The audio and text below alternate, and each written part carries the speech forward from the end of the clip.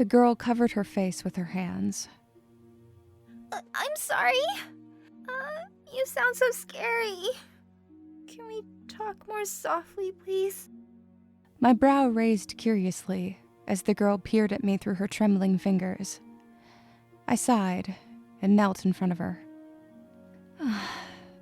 Okay, sure.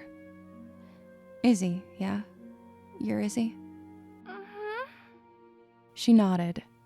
Her hands still covering her, she slowly started to move her fingers away to look at me.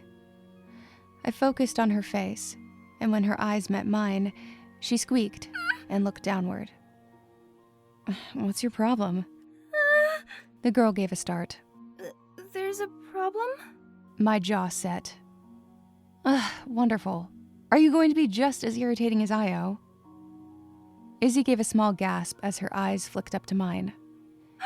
What is your... Searing pain burned in my chest, and I grasped at my heart. Breath hissed through my teeth.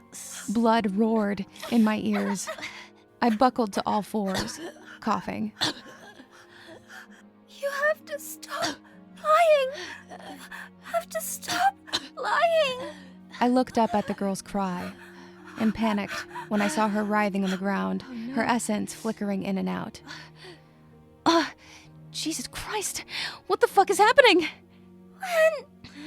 Lynn!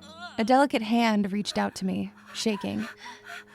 Clawing my way painfully to Izzy, I clutched her hand and pulled her close. I have no idea what the fuck is happening. I'm sorry for whatever I did. Just please be okay. I'm sorry. The pain began to subside. Breathing became more comfortable. The girl's movements became less sporadic, and her body slowed to a still. She closed her eyes, exhausted.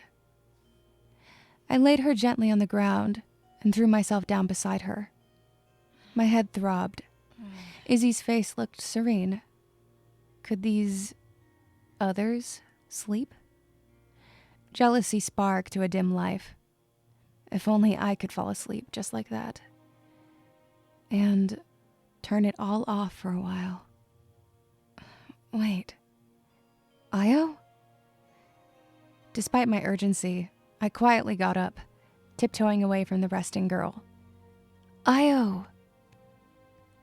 Io! I wildly looked around my mind space. I took a few steps through the darkness, but suddenly felt heavy as lead. I gave a glance behind me, still asleep. God damn you, Linne.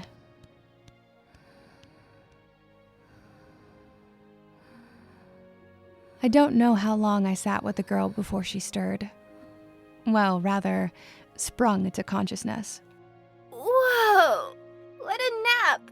She stretched and gave a sort of giggle snort. It was rather cute, and I smiled, despite my whirling thoughts. Stretching kinda tickles, huh? My smile parted into a look of confusion as I met her eyes with mine. Her grin absolutely lit up the abyss, and something about that unbridled joy made me want to laugh with her. I suppose it does, yeah? Why don't you laugh? I squinted at her. I'm sorry, never mind. Izzy brought a hand to her face as she got to her feet and began to turn away. No, wait. I caught her hand in mine. She felt different from before. Not just warm, but radiant. It caught me by surprise, and my firm clasp grew softer. I'm sorry, I'm just not used to it. Laughing, I mean. Her slight fear turned into an excited grin. You used to be. Huh? Is it okay if I show you what I mean? Curiosity bit me like an angry dog. I nodded. Great, wait here. Without another word, she took off into the darkness. I rested my chin on my hand. What a morning. How exhausting all of this was. That thing with Noah, now Io is gone. The sprinting, which sucked.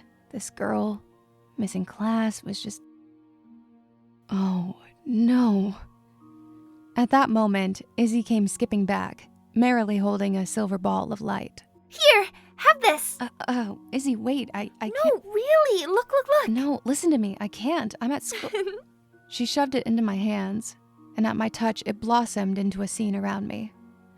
I saw a 5-year-old me wearing a Santa hat and reading a children's book by the TV.